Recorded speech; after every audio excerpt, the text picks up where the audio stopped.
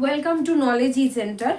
सो student, सबको बोलना था कि आज हम स्टार्ट करने वाले 2024 मैथमेटिक्स का जो पेपर था 2024 में उसका सॉल्व हम शुरू करेंगे। तो सबको वो तो पता ही है, एग्ज़ाम करीब आ रहा है। एग्ज़ाम नेक्स्ट मंथ में ही है, जनवरी 27। तो इससे पहले हमारा प्रिपरेशन बहुत अच्छा होना चाहिए।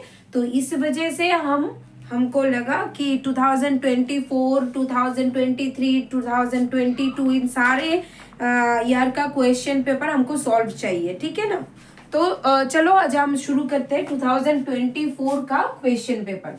सो हम इसमें देखो, पहला क्वेश्चन क्या है। पहला क्वेश्चन है, if for vectors a and b, मतलब क्वेश्चन में दिया हुआ है मॉड ए इक्वल टू, पहला क्वेश्चन वेक्टर का है, mod a equal to 1 and mod b equal to 2 and a dot b equal to √3। ये हमारे पास गिवन है, ठीक है। अभी क्वेश्चन पूछा गया है कि angle between vector a and b, a and b का बीच का एंगल कितना होगा। तो हमको पता है कि एंगल हम कैसे निकालते हैं, cos theta equal to a dot b by mod of a into mod of b. दो वेक्टर का डॉट प्रोडक्ट बाय उसी दो वेक्टर का मैग्नीट्यूड का मल्टीप्लीकेशन।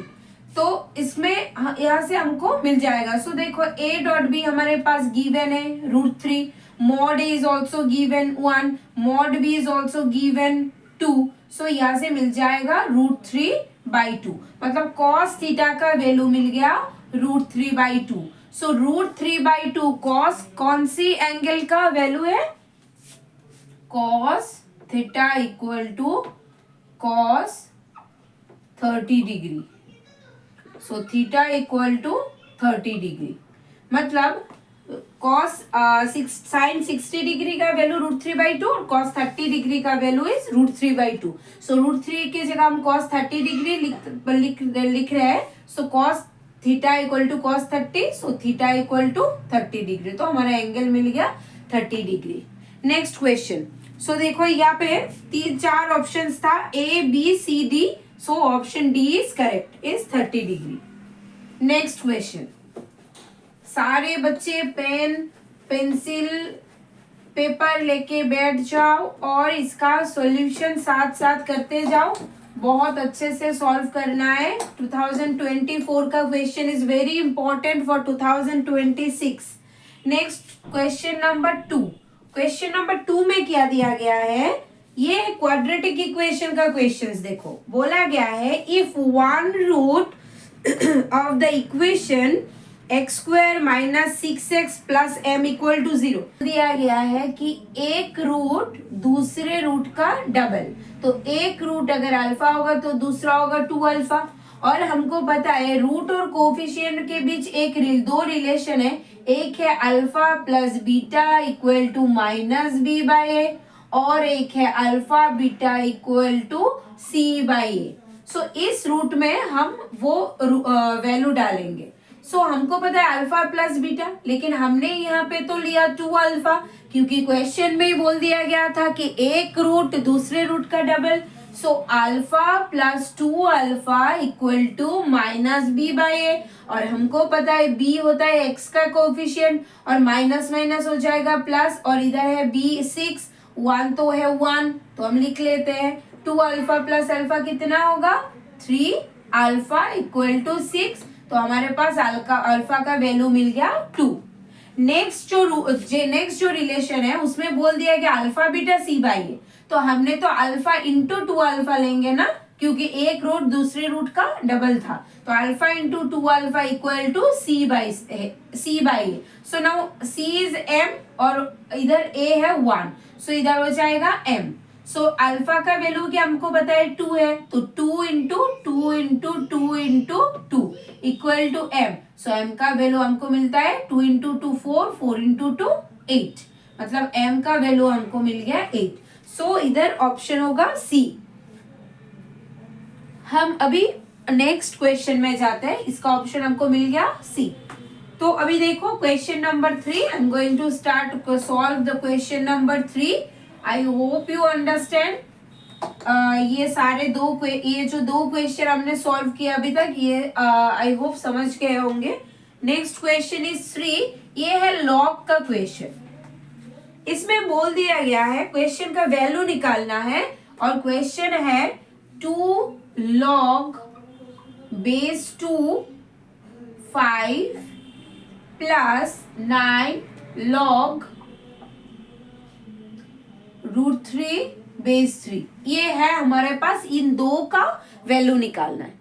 तो देखो log का एक प्रॉपर्टी हमको पता है कि a log of x base a ऐसे अगर फॉर्म हो तो इसको हम डायरेक्टली a लिख सकते, x लिख सकते हैं। इधर x में जो भी होगा, अगर बेस और ये पावर का जो नीचे का जो वैल्यू है, जो मेन बेस है, और ये वाला, इसमें से हम जो इधर जो वैल्यू आएगा, ये वाला पार्ट आंसर में आएगा। ये एक लॉग का प्रॉपर्टी है कि log x बेस है, ये a का पावर में ऐसे होगा तो इसका रिजल्ट हमारे पास x आएगा। तो देखो इधर से अगर अलग से हम सॉल्व करें, 2 log बेस है 2 के पावर में है, ये 2 के पावर में है log, और इधर है बेस 2, ये 5, तो हमारे पास आंसर आ जाएगा इसका 5। और अगर इसका सॉल्यूशन करें, इसमें क्या है 9 log 3, इधर है √3।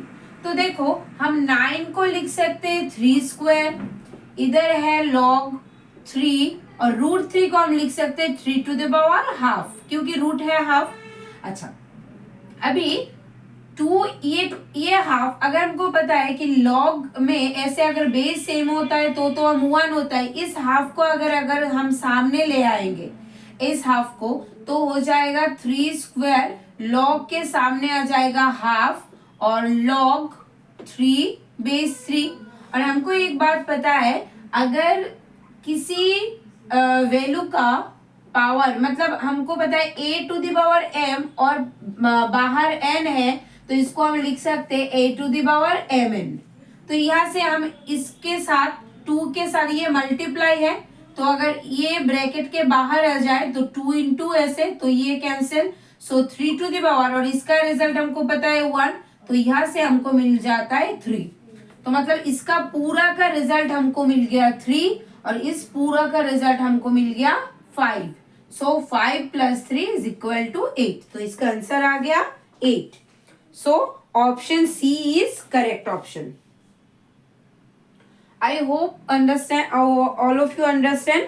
सो हम नेक्स्ट क्वेश्चन में जाते हैं, that is a complex number. ये क्वेश्चन सारे इसको सॉल्व कर लो अच्छे से। और अभी हम जा रहे हैं क्वेश्चन नंबर 4 पे। क्वेश्चन नंबर 4 में बोला गया है, क्वेश्चन नंबर 4 इस कॉम्प्लेक्स का क्वेश्चन है। कॉम्प्लेक्स सारे बच्चे तो कॉम्प्लेक्स किए होंगे, शायद सारे को कॉम्प्लेक्स बहुत अच्छे से आता है। सो क्वेश्चन नंबर 4 में हमने, क्वेश्चन नंबर 4 में देख रही हूँ एक कॉम्प्लेक्स का क्वेश्चन है, लेकिन बहुत इजी है, बहुत इजी है। कॉम्प्लेक्स का क्वेश्चन एकदम सिंपल है। देखो क्वेश्चन में बोल दिया गया है कि omega square into 1 + i omega into I omega -1, ये बोल दिया गया है, इसका वैल्यू निकालना है। Okay fine. सो एक चीज देखो, ओमेगा ये क्या है, ये क्यूब रूट ऑफ यूनिटी, ये सारे हमारे जो कॉम्प्लेक्स के वीडियोस है इसमें मिल जाएंगे। लेकिन अभी ये देखो कि ओमेगा जो है वो basically cube root of unity, और इसके ऊपर भी 2 फॉर्मूला हमको याद रखना है कि ओमेगा क्यूब का वैल्यू क्या है 1, और हमको पता है 1 + ओमेगा + ओमेगा स्क्वायर = 0 होता है। इतना पता होने से हमको ये क्वेश्चन तो सॉल्व हो जाएगा। सो देखो ओमेगा स्क्वायर इसको रख दिए, इस फॉर्मेट को थोड़ा देखो, इसमें शायद नोन फॉर्मेट है। क्यों बोल रही हूँ, a + b × a - b, अगर इस फॉर्मेट को सोचो, a + b × a - b कहाँ किए थे ये सारे, a + b × a - b class 6 और 7 में हमने किए थे कि a plus b into a minus b is equal to a square minus b square. So यहाँ से हम लिख सकते a square minus b square मतलब i omega whole square. So बच्चे हमें बताओ कि 1 स्क्वायर तो 1 और आई ओमेगा होल स्क्वायर का वैल्यू कितना होगा। हमको पता है आई स्क्वायर मतलब -1, तो आई स्क्वायर अगर -1 होगा ये प्लस हो जाएगा, माइनस माइनस प्लस, और इधर बचेगा ओमेगा स्क्वायर। समझ में आया, 1 प्लस ओमेगा स्क्वायर। और अभी बताओ 1 प्लस ओमेगा स्क्वायर को अगर रखेंगे तो ये ओमेगा बाहर जाएगा तो माइनस ओमेगा होएगा। 1 plus omega square equal to minus omega, तो यहाँ के जगह हम लिख सकते हैं omega square into minus omega. तो इसका वैल्यू क्या होगा, ओमेगा स्क्वायर इंटू ओमेगा करेंगे तो माइनस ओमेगा क्यूब, और माइनस ओमेगा क्यूब का वैल्यू है 1, सो यहाँ हो जाएगा -1। तो इसका अल्टीमेट रिजल्ट मिल गया -1, that is option C. Option C में हमको -1 दिखा रहा है, so -1 is the correct answer. ठीक है, नाउ अभी देख रही हूँ क्वेश्चन नंबर 5। इसको जल्दी से इसको नोट डाउन कर लो, या तो एक पिक्चर ले लो, सॉल्व करना है। अभी now question number 5 question number 5 2024 का क्वेश्चन नंबर 5। सारे क्वेश्चन अच्छे से हमको सॉल्व करना है। क्वेश्चन नंबर 5 में क्या बोला गया है, it is also a vector. So question number 5 में देखो बहुत ही सिंपल इक्वेशन है, एक वैल्यू निकालने के लिए बोला है कि k dot i cross j, ये तो सारे सबको ही पता है कि ये यूनिट वेक्टर है, i भी unit vector, j unit vector, k unit vector, सारे कुछ वेक्टर में हमने बोल दिया है। सो देखो इधर k डॉट i, इसको ऐसे करने के सिवाय हमको पता है क्रॉस प्रोडक्ट में हमने बोला था कि i cross j is equal to k, मतलब दो ऑपोजिट का क्रॉस प्रोडक्ट तीसरा आएगा, i cross j equal to k, j cross k equal to i, ऐसे होता है। तो i क्रॉस j की जगह अगर हम k लिख दे तो k डॉट k, और हमको डॉट प्रोडक्ट में बोला था i dot i 1, j dot j 1 और k डॉट k होता है 1, सो इधर k डॉट k हो जाएगा 1। So option A is correct, A में 1 है answer, so option A is correct. ये था क्वेश्चन नंबर 5। जल्दी जल्दी इसको सॉल्व कर लो, उसके बाद हम जा रहे क्वेश्चन नंबर 6 पे। क्वेश्चन नंबर 6, अच्छा इसको हम रखते हैं इधर, तो जगह है, हो जाएगा। क्वेश्चन नंबर 6 में फिर से आ गया कॉम्प्लेक्स का क्वेश्चन। देखो इसमें बोल दिया गया है कि if z equal to 2 plus iota 3, और बोला है क्वेश्चन निकालना है z of z bar, z into z bar का वैल्यू निकालना है, z इंटू z बार का वैल्यू निकालना है। तो हमको पता है z का z बार होगा इसका जो उल्टा साइन वाला, मतलब रेसिप्रोकल। हम बताए थे कि z अगर a प्लस आई बी है, z अगर a प्लस आई बी है तो z बार हो जाएगा a माइनस आई बी। ठीक है, तो z अगर 2 प्लस आयोटा रूट 3 है तो z बार क्या हो जाएगा 2 माइनस आयोटा रूट 3। तो अभी z into z bar equal to 2 plus iota root 3 into 2 minus iota root 3। तो ये तो पहले भी हमने किया है कि a plus i b into a minus i, मतलब a plus b into a minus b क्या होता है, square minus b square, so 2 square minus iota root 3 whole square. So इसमें हो जाएगा 4 और ये हो जाएगा आई स्क्वायर, मतलब -1 माइनस माइनस प्लस, और रूट 3 होल स्क्वायर मतलब रूट स्क्वायर कैंसिल 3, सो 4 प्लस 3 7। ये तो मिल गया हमको 7। अच्छा